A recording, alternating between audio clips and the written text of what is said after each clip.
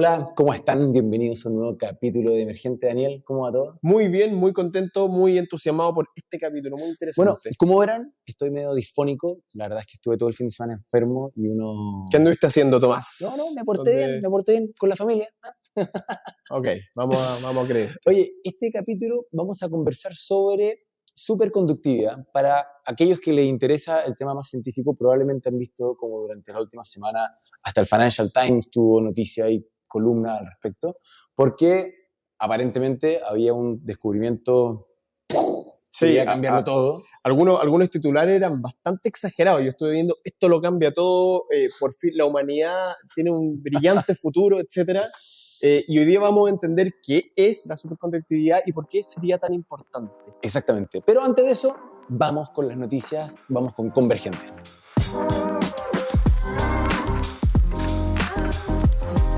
Oye, tengo una noticia que la encontré bien curiosa, pero muy material. Y tiene que ver con cómo el cambio climático, todo el mundo hoy día está hablando de que suben las temperaturas por aquí y por allá, pero algo donde se materializó es que el canal de Panamá, ¿cierto? Este canal que une el Océano Atlántico con el Pacífico, por donde pasan barcos todo el día, tuvo que reducir la cantidad de barcos que permitía porque el nivel de sequía que tiene Panamá hoy día hace que no tengan suficiente agua para llenar las diferentes esclusas que permiten que un barco pase. Es decir, cuando un barco pasa de un lado para otro, como los dos océanos están a diferente altura, se van llenando y vaciando diferentes esclusas y eso permite de que transiten los barcos. Interesante que lo hagan con agua dulce, es decir, que no usen agua del mar. A mí también me sorprendió, me imagino que probablemente debe ser que las esclusas que están más cercanas a los océanos son con agua salada, Exactamente. las que están más al centro también. Toda esta infraestructura une ciertos lagos que hay internamente. Efectivamente. Entonces, sí. como une lagos, esos lagos probablemente están muy bajos. El punto tiene que ver es que es material, es decir, los precios de los fletes han subido un 36%, Sí. los que les toca pasar por ahí. El backlog, es decir, la cantidad de barcos que están esperando para pasar, es más de 200. Es decir, siempre pasa, y esto lo sé por amigos que trabajan en logística, de que cuando uno va a pasar por el canal de Panamá, no es raro que tenga que esperar 1 o 2 días o incluso 10, pero ahora están teniendo que esperar casi 20, 18 días para poder pasar. Entonces, incluso se bajó el ratio permitido por día de 36 a 32 días. Pero, de nuevo, más allá que después seguir dando un montón de otros datos, encuentro impresionante de que el cambio climático esté hoy día siendo tan material que cambie una ruta logística por donde pasan barcos. Sí, eso me lleva a pensar de que son consecuencias que a veces uno no ve. Por ejemplo, uno dice, claro, va a haber escasez de agua, nos va a faltar para regar las plantas, nos va a faltar para, no sé, limpiarnos, pero son efectos que son muy difíciles de ver. Entonces, esto nos lleva un poco a lo que siempre decimos, que la gravedad del problema del cambio climático es que podemos tener efectos no lineales que son completamente impredecibles. O que nos vamos acostumbrando, o que uno no los piensa, porque nuevo, uno no es experto en logística y no se le ocurre que el canal de Panamá depende de tanta agua dulce. Sí, y esto me recuerda también, ¿te acuerdas, Tomás, cuando un barco quedó varado en el estrecho de Suez también? Exacto, un Evergreen, me acuerdo. Y subió el precio de un montón de bienes, entonces increíble cómo todo está mezclado y ojalá que se solucione pronto. Querido, ¿con qué noticias vamos? Mi noticia tiene que ver con China. En este podcast hablamos bastante de China. Se publicaron cifras de inflación de China. Y es interesante porque, como toda la gente que nos escucha y nos ve, debe saber los niveles de inflación en toda Latinoamérica, en Europa también han sido enormes en los últimos meses. De hecho, ha costado controlar la inflación para todos los países del occidente. Lo hemos experimentado nosotros mismos. Hemos visto que muchos bienes han subido de manera terrible. Y China, en cambio, de manera sorprendente declaró que había tenido una deflación, es decir, los precios se habían reducido. Es como que China estuviera yendo en una dirección exactamente contraria al resto de todo el mundo, lo cual sorprende mucho. ¿Y tiene alguna razón, algún motivo o solamente tenemos el dato? Sí. Lo que se explica es que hay un frenazo del consumo en China. La gente está consumiendo, la demanda que se habla, la demanda agregada en China, se contrajo y por lo tanto esto es mala noticia. Bueno, yo justamente durante esta semana me tocó ver diferentes análisis que no los vi en profundidad y probablemente podríamos hacer un capítulo al respecto, de cómo hay una serie de indicadores más estructurales que están hablando de que China no va a poder seguir creciendo al ritmo que venía los últimos 30 años. Es decir, ya se cuestionaba muchas veces si es que las cifras del gobierno chino eran reales o no. Y por otro lado, se hablaba de si es que el gobierno era capaz de cumplir o no con sus proyecciones, dado que el gobierno chino, por todas las palancas, el nivel de injerencia que tiene en la economía, podía hacer muchos cambios. Pero ahora, al parecer, ya hay como variables más estructurales. Sí. Lo podríamos tratar en un capítulo, ¿no? Deberíamos hacerlo. Por ahora lo que se puede adelantar hay algunos analistas que hablan de dos grandes motivos de este frenazo. Uno son a discutir, digamos, no hay un consenso general, pero las sanciones. Hay una guerra declarada, en muchos, la guerra de los chips que se llama, pero en realidad se pelea en muchos frentes, liderado por Estados Unidos, pero el occidente contra China. Y la segunda razón es, China está con una crisis demográfica, Sí. con la política del hijo único. Fue muy beneficioso por un tiempo, pero lo que están viendo ahora es que empieza a haber una escasez de trabajadores en edad y esto podría afectar el crecimiento. No, el tema demográfico en China es fascinante porque justamente pasaron dos cosas. Uno, las personas cuando podían tener un solo hijo preferían que fuese hombre y no mujer, y por lo tanto había una cantidad brutal de abortos al respecto. Incluso he escuchado de infanticidios, pero no lo sabemos. Y por lo tanto, en todo el mundo, en general, la estadística funciona y hay 50% y 50% de hombres y mujeres. En China no. Sí. En China está cargado al lado de los hombres y por lo tanto hay todo un tema de armar familia, que se hace más complejo. Pero después, por otro lado, cuando China empezó a liberalizar la medida del hijo único, lo que pasó es que la sociedad se estructuró de tal manera donde los precios funcionaban para tener un hijo. Claro. Y no funcionaban para tener dos. Claro. Y entonces, por lo tanto, los salarios, los precios de las viviendas, todo, cuando tú querías tener dos hijos, era un nivel de lujo que cualquier familia de clase media alta decía, yo no puedo tener dos hijos. Por mucho que el gobierno me esté dando permiso hoy día, no dan los números. Sí, y otra cosa que también he leído que es interesante, que es como un efecto dominó, porque como hay muchos más hombres que mujeres, muchos hombres no encuentran pareja, y por lo tanto en la siguiente generación hay otro golpe a la cantidad de hijos que tú puedes tener. Claro. Entonces China entró como en una dinámica un poco peligrosa, y lo cual lleva a muchos analistas a señalar que esto que veíamos China tomando el dominio absoluto de la economía mundial en los próximos años tal vez no va a ser así. Buenas noticias para el liberalismo o la democracia liberal. Bueno, vamos ahora con emergente, ¿les parece?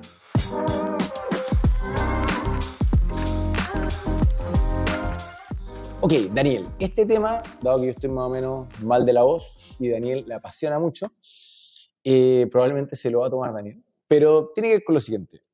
Fue noticia, ¿cierto, Daniel?, de que un grupo de investigadores en Corea, 3 coreanos, dieron a conocer, no por un journal académico necesariamente, que habían descubierto o habían compuesto, mejor dicho, no sé cuál es la palabra correcta. Habían encontrado un material que tenía características de superconductor, pero a temperatura ambiente. Eso es muy importante, lo vamos a explicar.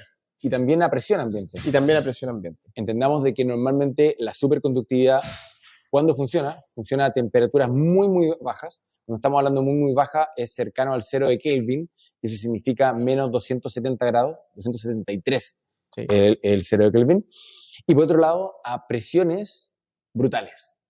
O sea, no. Los superconductores que funcionan a temperaturas muy bajas no necesitan presiones altas. Lo que se descubrió fue hace un par de décadas superconductores, materiales que vamos a explicar qué significa eso, que eran superconductores a temperatura ambiente, pero eso requerían presiones altísimas. Exacto. ¿Qué es la superconductividad y por qué es importante? Partamos por qué es la conductividad. Ok. Vamos a primero básico. Primero básico. No queremos entrar mucho en el detalle, pero básicamente... Pero sí. Pero esta es la típica analogía. Cuando tú tienes un cable, lo que está pasando es que se transmite una corriente eléctrica. La analogía típica es que te dicen es que se mueven los electrones de un lado a otro.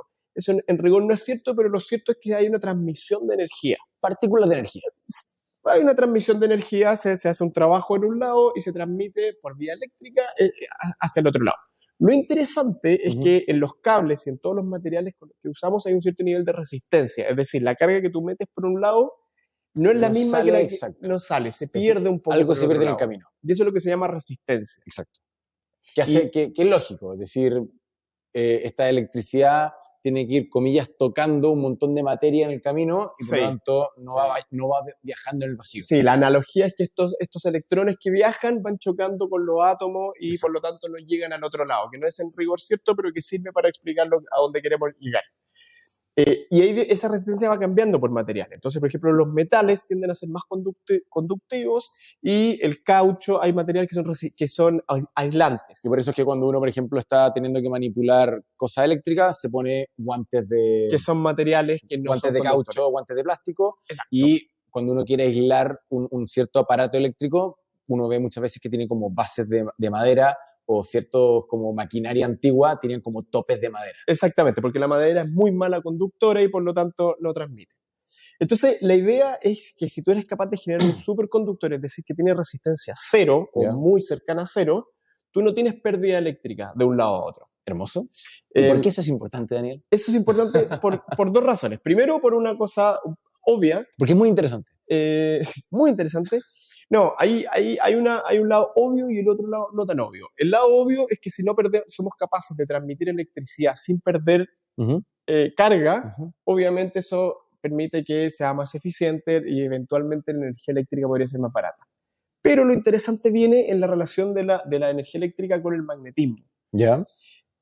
Básicamente son la misma fuerza, por eso es que se habla del electromagnetismo. Claro. Entonces, cuando tú produces carga eléctrica, en general se hace con una bobina magnética. Tú generas movimiento y a través del magnetismo produces electricidad, y al otro lado, tú para generar movimiento haces lo mismo de manera inversa. De hecho, un dato que creo que es bien relevante a la hora de entender la electricidad. Usted cuando tiene electricidad y uno ve que es AC, ¿cierto? Que es corriente alterna, es porque justamente la electricidad va y viene porque magnéticamente está cargada para que vaya y venga. Exactamente. Y por lo tanto, como para entender el punto que hacía Daniel, la electricidad es esencialmente magnética. De hecho, son dos caras de la misma medalla. Exacto. Electromagnetismo es una sola fuerza. Exacto. Pero para nuestra experiencia están las dos vinculadas. Entonces, lo que pasa es que con los superconductores, por no vamos a entrar en detalle, pero se produce el efecto Meissner, que se llama, que permite generar magnetos muchísimo más poderosos utilizando menos energía eléctrica. Buenísimo, genial. Y por lo tanto, si yo tengo materiales superconductores, puedo producir magnetos muy poderosos. Y lo hermoso de eso es básicamente, que por podemos ejemplo, tener muchos magnetos en el refrigerador. No, podemos, por ejemplo, hacer levitar trenes. Ese es el típico ejemplo que se pone de estos maglev. Se usan materiales superconductores que ya existen. Maglev, lo mencionó la pasada Daniel, son un tipo de trenes que justamente funcionan no sobre la rueda del tren, sobre el riel o dentro, sino que justamente están separados por un par de centímetros. Sí, levitación magnética. Y todo el peso del tren, toneladas y cientos de toneladas, están soportadas por una fuerza magnética. Efectivamente. Son básicamente dos magnetos que se están repeliendo entre ellos. Sí. Todos me imagino que alguna vez probaron, cuando eran niños, que los magnetos o se atraen o se repelen cuando están, hay que hacer la salvedad. No, está perfecto. O se repelen cuando están en el fondo con el mismo signo, ¿cierto? Positivo con positivo. Sí. Ahora, entonces, lo que hay que entender es que como humanidad tenemos superconductores hace mucho tiempo. Pero son muy caros. El problema es, como dice Tomás, que para que funcionen estos materiales como superconductores hay que enfriarlos a temperaturas cercanas al cero absoluto. Alrededor de la mayoría funciona a 4 Kelvin. Kelvin hasta menos 273, es decir, 4 grados sobre el cero absoluto. Y eso es complicado, es muy caro. Y lo que estos científicos dicen haber encontrado, y aquí entramos en la noticia, es un material que tiene estas propiedades de superconductores, es decir, que no tiene resistencia eléctrica y que permite generar magnetos muy poderosos a temperatura ambiente y a presión ambiente. Y por lo tanto podríamos usarlo en cualquier lado. Era como el santo grial, ¿cierto? Sí. ¿Por qué nuevo? Para hacer durante 2 segundos un recap. Nosotros estamos todos acostumbrados a que la electricidad viaja de aquí para allá, normalmente en cables de cobre, ¿cierto? Pero lo que siempre pasa es que esa transmisión de electricidad se pierde mucha electricidad. De hecho, simplemente la electricidad que se genera en una planta solar o en una planta de carbón, cuando llega al hogar de cualquiera de ustedes, ya perdió al menos el 10% de la electricidad. Y se perdió en el camino. Se perdió por el convertirlo de corriente directa a corriente alterna, porque pasara por un transformador y se transformara y escalara a un mayor voltaje, porque el transporte, como explicaba bien Daniel, tiene un montón de fricción. De hecho, una manera muy intuitiva de entenderlo es que cuando ustedes ven que cualquier dispositivo eléctrico funciona, se calienta. Y el calor no es otra cosa que esa fricción de electrones que disipa energía en forma calórica. De hecho, ese es el problema. Cuando hay resistencia, esa resistencia se transforma en calor. Entonces, Es decir, son los electrones chocando. Sí, lo podemos ver así. De hecho, las tostadoras, por ejemplo, todo tienen se llama una resistencia. Exacto, de hecho, es un muy buen ejemplo. Es un pedazo de material que está diseñado para resistir. Para no ser buen conductor y, por lo tanto, transformar toda esa energía en calor. Qué buen ejemplo. Y esto no lo habíamos preparado. El ejemplo de la resistencia de la tostadora me encantó. Y me encanta que de hecho se llama resistencia. Tal cual. No, esto no puede ser coincidencia. No puede ser coincidencia. Bellísimo. Bueno, entonces, entendiendo esa parte básica, como de ciencia básica, y la tenemos clara, ahora vamos a las potencialidades. No, terminemos con cerrar la noticia antes de hacia dónde vamos después. Sí. ¿Qué pasó, Daniel? Porque Internet, Twitter, todo el mundo estaba pero vuelto loco diciendo estos tipos encontraron el santo grial. Sí. Son 3 investigadores coreanos que, primero, ellos no publicaron un artículo aún. Esto está en una página, un repositorio que se llama Archive, que es un repositorio para científicos, pero que no está aún hecho el peer review, es decir, no hay otros científicos para publicar cualquier... Tomás, ¿quieres No, iba a decir que esto justamente, de hecho, lo hablamos en un capítulo anterior, cuando hablamos de la confianza en la ciencia y cómo la ciencia es una metodología donde se duda, se diseña un experimento, se testea y se testea de una manera completamente abierta, cosa que cualquier otra persona puede interpelarlo. Y ese proceso no está debidamente realizado para los estándares mundiales cuando decimos que algo está, comillas, probado o científicamente publicado. Claro, cuando tú publicas en un journal se supone que hay un proceso de revisión. Hay otro repositorio que se llama Archive, que es para aquellos que aún no han sido publicados y por lo tanto este artículo... Quieren empezar a compartir los datos, discutirlos. Exactamente. Entonces es interesante también el hecho que haya causado tanto revuelo un artículo que aún no está aceptado técnicamente. Entonces, de hecho no se sabe bien por qué este en particular. Hay muchas veces que la gente ha dicho, oye, he descubierto un material superconductor a temperatura ambiente y no ha tenido tanto revuelo. Por alguna razón, estos 3 científicos fueron mucho más considerados. De hecho, estuve leyendo un análisis que decía que ellos hicieron este estudio son más científicos. Sin embargo, publicaron un paper, 3, porque 3 es el número máximo de ganadores del Nobel. Entonces ellos decían... que haber sorteado mal. Ellos decían que, o sea, efectivamente, si alguien logra descubrir un superconductor a temperatura y presión ambiente, es Nobel seguro, inmediatamente, o sea, automáticamente. Podríamos empezar a tener una sección del podcast de Gánese su Nobel. Bueno, somos dos, podríamos... Cosas que usted tiene que hacer para ganarse el Nobel. Exactamente. A mí me gusta el Nobel de Ronald Coase en economía porque se lo ganó sin un solo número y sin cero matemática. El de las empresas, ¿qué es la firma? La teoría de la firma. De por qué se crean las firmas, por qué tiene sentido lógico, material, económico. Por costo de transacción. Pero estamos divergiendo. Okay, volvamos. Estos 3 científicos de materiales coreanos publican, no aún revisado, sino que en este repositorio, un artículo que señala que ellos han encontrado este material, el LK99, que es una aleación, es una combinación de diferentes materiales que mostraría, según ellos, estas propiedades. Por eso decía que no era un descubrimiento, sino que era una como composición. Cuando se trata de encontrar un superconductor, es una aleación, es decir, una mezcla de diferentes materiales que muestra estas propiedades. Exacto. Bueno, entonces, ¿cuál es el veredicto, Daniel? Se trató de replicar esto. Científicos en otros laboratorios de todo el mundo dijeron, ok, está la fórmula, probemos, hagamos esta mezcla en el laboratorio, y ningún otro laboratorio ha logrado... O sea, se generó el material, se armó el material, pero no es superconductor al nivel que los científicos coreanos dicen. Y por lo tanto, ya en un par de semanas ya se generó la duda y se ha dicho, en realidad, acá esto tal vez no es tan así. Sí. Como nos gusta hacer en este podcast, discutamos durante, ¿cuánto? ¿10 minutos? ¿Qué pasaría si lo encontramos? Porque justamente nos dedicamos nosotros acá a emocionarnos, excitarnos y que nos pasen cosas cuando hablamos de estas tonteras y tratamos de entender para dónde va el mundo y por qué estamos tan pendientes de la vanguardia. Porque esto efectivamente le cambiaría la cara a la sociedad, a la economía, a muchas cosas. Sería un tremendo impacto para el futuro. Vamos viendo por qué. Vamos por partes. Entonces, primero, imaginémonos durante un segundo de que tenemos un material que es superconductor y por lo tanto no genera resistencia a la electricidad. Eso va a tener impacto desde, de nuevo, transportar electricidad hasta los microchips de su computador. Hay que agregar un supuesto más, que tenga un precio razonable.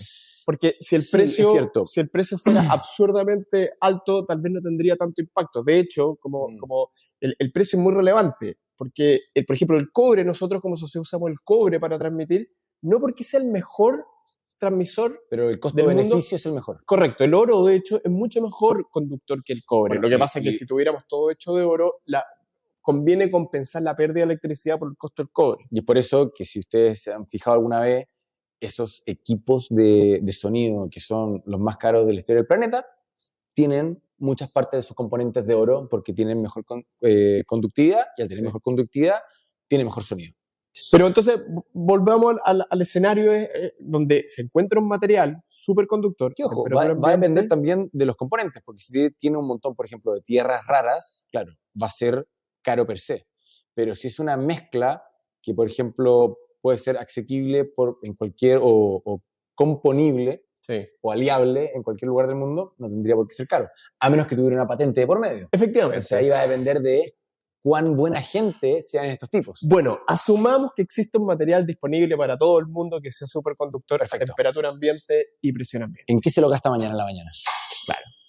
Bueno, la primera, como ya adelantamos al principio del capítulo, es que la transmisión eléctrica se vuelve mucho más eficiente. Claro. Toda la pérdida que nosotros tenemos, que se estima, yo estaba leyendo entre un 8 y un 15%, tú tenías una cifra similar. Sí, pero toda esa pérdida es solamente la transmisión. Como hablamos, después viene toda la pérdida que ocurre en la ejecución, es decir, el computador o su lavadora o un refrigerador cuando está operando, o un motor eléctrico cuando está funcionando justamente la bobina de un motor eléctrico, tiene un montón de otra pérdida. Entonces, automáticamente, probablemente nos vamos a ahorrar un 30% de la electricidad que consume el planeta. Súper en concreto, la cuenta de la electricidad bajaría un 20-30%. Acá yo voy a ser de malo, tampoco seamos ingenuos, porque el costo de cambio de toda la infraestructura, claro, esto en el largo sería plazo. brutal. Es decir, esto se descubre hoy día, las torres de alta tensión las vamos a cambiar en 100 años. Sí.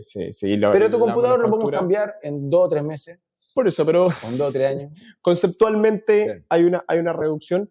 Asociado a eso también, volviendo al ejemplo de la tostadora, todos nuestros dispositivos eléctricos funcionarían sin generar calor. Eso es hermoso. A mí me pasa que cuando yo estoy así como echadito en la cama, computadora aquí encima, como que me da calor. Después de un rato, que me pongo algo. Sí, y eso es porque los materiales que están dentro del computador no son superconductores y por lo tanto parte de la energía eléctrica se transforma en calor, y por eso que los computadores generan calor, y las lavadoras, los refrigeradores, incluso si uno toca por detrás, son calientes porque hay una transformación. Pero generan frío dentro.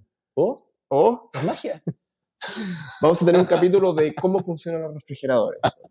Oye, bueno, segundo, y esto se lo voy a dar en bandeja a Daniel porque ha venido hablando de esto todo el día, la fusión nuclear. No, yo la quería dejar para el último, era la guinda de mi torta. No, yo quiero dejar los magnetos para el final. Pero es que la fusión nuclear es por los magnetos. Claro, pero partamos. Ok, bueno, tenemos magnetos. Gracias a que tenemos magnetos súper poderosos y mucho más asequibles, si ustedes tomaron atención en el capítulo sobre fusión nuclear, se van a acordar que Daniel les explicó de manera muy clara de que una de las formas de generar fusión nuclear era condensar o, comillas, fusionar a la fuerza las partículas en el aire flotando a punta de puro magneto, porque usted podrá entender de que si estamos provocando una fusión nuclear a una temperatura indescriptible, todo se derretiría. Sí. Bueno, vayan a ver ese capítulo que está bien bueno.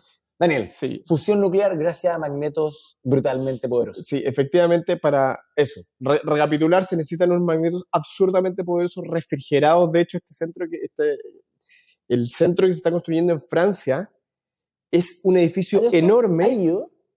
No, a ¿Por qué ITER. no has ido? Me gustaría ir. Voy a ir el 2025 cuando se hace la primera ignición. Podríamos hacer un capítulo grabado desde allá. Wow. Y decimos, estamos acá. El día que cambia la humanidad. Se hace la primera prueba a ver si funciona. Pero interesante que es un edificio tremendo y muchos de los componentes son para enfriar y producir las condiciones necesarias para hacer los magnetos que a su vez sostienen el plasma. Todo este proceso gigantesco que se hace para poder tener magnetos poderosos se simplificaría tremendamente. Bueno, ahora que decía el tema de enfriar, es impresionante, en verdad, cuando uno lo piensa. Toda la energía que en el fondo gastamos en que funcione el computador, al mismo tiempo la cantidad de energía que no se va solamente al microchip y al procesador, sino que se va al ventilador para enfriar el computador. Es decir, estamos todo el tiempo gastando energía, dado que los materiales generan resistencia para enfriarlos, y es parte de lo que estábamos hablando también, que pasa con todas las aplicaciones que viven hoy día en la nube. Sí. ¿cierto? Ustedes no sé si alguna vez han visto los edificios o los galpones, póngale el nombre que usted quiera, donde está la nube, ¿cierto? Donde están los millones de servidores, sea de Google, de Amazon, de Microsoft, de su empresa favorita, que guardan sus archivos, su mail y lo que sea, ¿cierto? Esos galpones, no sé qué porcentaje en la electricidad, ¿cierto? Pero están dedicados a ser enfriados por la cantidad de calor que se genera. De hecho, muchos de ellos están cerca del Ártico. Exacto. Están en países como Islandia, es decir... En Punta Arenas. No sabía, en Punta Arenas. Sí. Ha estado creciendo el caso de negocio porque básicamente estar en un lugar frío y muchas veces bajo tierra permite de que se optimice tremendamente el proyecto como negocio. Microsoft, de hecho, está probando unos servidores que van en el fondo del mar, que con el mar se enfrían, claro. Pero es una complicación. Con superconductores todo eso termina. Podríamos tener un supercomputador acá sin generar nada de calor. El mismo ejemplo, nuevamente, hoy día estamos muy buenos para referenciar capítulos pasados, pero cuando estábamos hablando de computación cuántica... Vean los capítulos, se los recomiendo. Explicábamos cómo el 90 y tantos % de todo el aparataje del computador cuántico es básicamente un gran refrigerador. Sí, toda esa imagen que se ve y todo, que uno dice que es espectacular. Y el otro día no es el computador de la oficina de IBM acá en Londres y tienen afuera con una maqueta enorme. Podríamos hacer el próximo capítulo. El próximo capítulo podríamos hacer ahí. Frente al... Pero que se va a perder un poco el romanticismo de la computación cuántica. Toda esta máquina media va a ser una cosita así. Lo va a apoyar en tu monedero. Sí, gracias a la superconductividad. Bueno, ok, volvamos. Pero lo que yo creo que realmente es más interesante, pensando nuevamente en cuáles son las cosas que cambian, para mí el tema del magnetismo relacionado principalmente con el transporte. Porque el día de mañana no solamente vamos a poder tener trenes a un precio muchísimo más accesible cuando todo se transporta de manera... que no tiene roce. Claro, sin roce, por lo tanto no genera fricción y por lo tanto todo es más barato, sino que vamos a poder tener la patineta que tenía McFly en Volver al Futuro. Finalmente tenemos la patineta ese futuro que soñamos, finalmente podría llegar. No, pero hablando en serio, o sea, toda la fricción, todo el gasto energético, porque cuesta energía mover las cosas de un tren, de un bus, de un auto, de una bicicleta, de lo que fuese, va a ser infinitamente más barato, va a poder ser con energía más limpia, va a poder ser más eficiente. Y creo que ahí hay un cambio brutal. O sea, desde que el tren no va a sonar y la ciudad no va a sonar porque nada va a estar haciendo fricción y por lo tanto vamos a vivir en ciudades infinitamente más silenciosas hasta que van a ser más limpias, van a ser más baratas. O sea, es como una fuente de bienestar que como que no lo vimos venir. No, esto abre más la puerta al Hyperloop.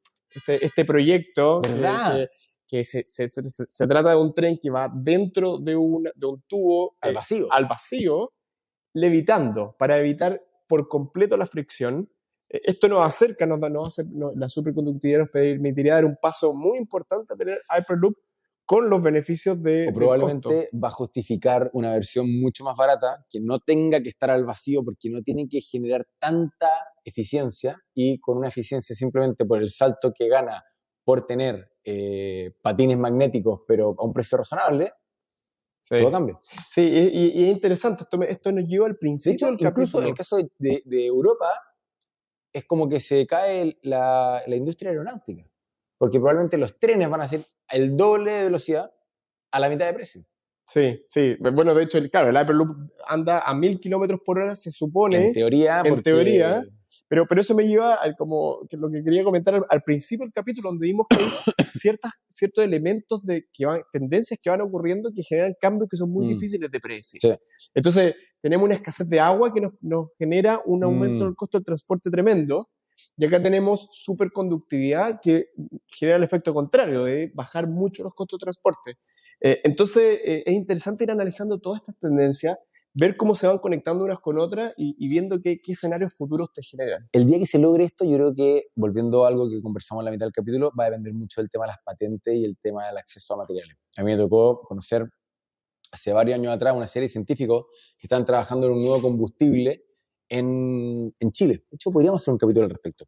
Y lo interesante era de que los componentes que usaban para fabricar este combustible sintético eran muy abundantes y estaban en cualquier lado. Claro. O sea, los tipos decían, nosotros con que ganemos un revenue, es decir, una rentabilidad razonable, estamos ok, podemos franquiciar la patente por todos lados, y la verdad es que cualquier tipo en cualquier lugar del mundo podría fabricar este combustible sintético. Claro, pero tomando tu punto, esto podría tener un efecto geopolítico gigante. Imaginémonos que esta aleación tenga que tener un material, una tierra rara que solo esté en un país perdido en África o en Sudamérica o donde sea. Automáticamente ese tipo se transforma en el rey del mundo.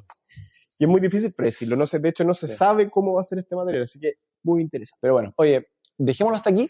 Creo que ha estado muy bueno, o algo que se esté quedando en el tintero. No, Daniel. solo invitarlos a comentar, invitarlos a ver los otros capítulos. A suscribirse. A suscribirse. Denle like acá abajo o denle seguir a su aplicación favorita de podcast, donde sea que nos escuchen o nos estén viendo, porque a nosotros nos dan más ganas de hacer buenos capítulos en la medida que tenemos una buena audiencia que vale la pena entretener. Y si tienen amigas o amigos que están interesados en temas emergentes, compártanlos. Exacto.